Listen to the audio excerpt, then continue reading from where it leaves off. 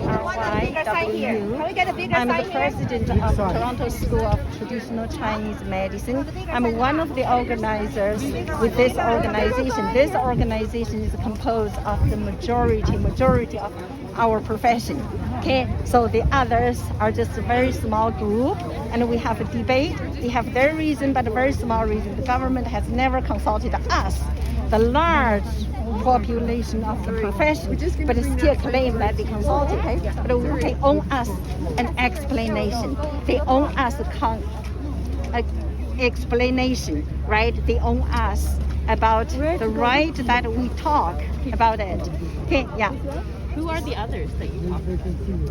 I don't know the name, or I don't want to name the name, and you probably know about them, right?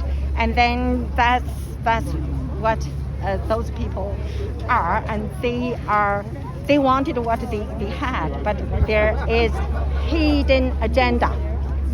There is a hidden agenda because they have their own agenda there, and they want what they want. That is, get rid of the TCM Act, get rid of the college, so that they can form something of their own. Yeah, that's what they want. So they have been lobbying the government.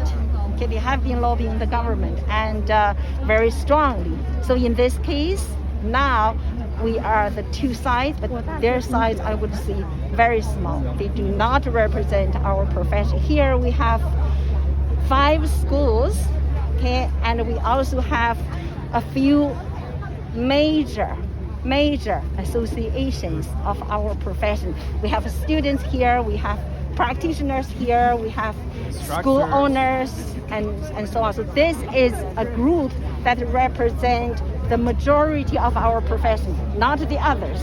The government has never consulted us, never consulted the college, and never let us know why they are doing it, should they do it or not. So now this is absolutely unacceptable. It's unfair, and it's disrespect to the profession, to the medicine, and to every single Ontarians here. Okay, so that's what we feel. We urge the government to remove Schedule 5 from Bill 88 so that the large part of Bill 88 can be passed. Okay, on the other hand, also Schedule 5, there are something. Our act is not perfect.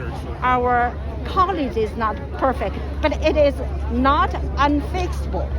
We can fix those problems, right? And also, a lot of things that the government is telling us, we don't feel is truth. Like the language barrier. That's right. That was only an excuse to do this, so that the government bought it. You hear what others say, right? Every single practitioner here, they do not agree with it. They do not agree, but if they get everybody there to just say, okay, language is a barrier, language is a barrier. Yes, there are people who don't speak the language. Now, even in Canada here, if we want immigrant to come to Canada here, everybody has to pass a language exam, right? As a healthcare profession. Can we just, okay, you don't need the language. You just go out to do it, right? We exempt you. You don't need that. That's not a real profession, right? Yeah. So you think it is important, like the kind of the language thing is an important part of the regulation? Like, is that what you're saying, kind of? That what I'm saying is that as their excuse, right. But any organization, people, if they don't speak official language, can they call themselves a professional in Canada?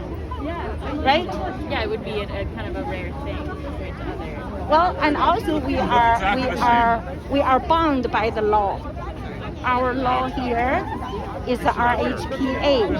In RHPA there, it requires the language fluency and so on. As a matter of fact, our profession at the beginning, I was appointed to the Transitional Council. We had done a lot. We took very careful consideration about the language issue. If those old generations of practitioners, they didn't speak English, we had arrangement for them. So everybody registered with the college or wanted to register with the college with the language barriers, they still registered. They just need to make some arrangement to make sure if a patient comes to you who does not speak English, then what would you do? Right? They can have somebody to help translate. Those older TCM doctors, they are precious to our profession, to our medicine. So we don't eliminate them because of the language barrier. But since the standard is set, for acupuncturists, people need 3 years of full-time training, right? Well, their entry requirement, okay, the prerequisite is the language. If they don't speak the language, how can they study, right? And with those, we have many students who are Chinese, didn't speak very good English, but they overcome the English challenges and they learn it, and they learn the medicine. They were able to pass the examination. So not many people, because of the language, were prevented from practicing traditional Chinese medicine. We cannot agree with that.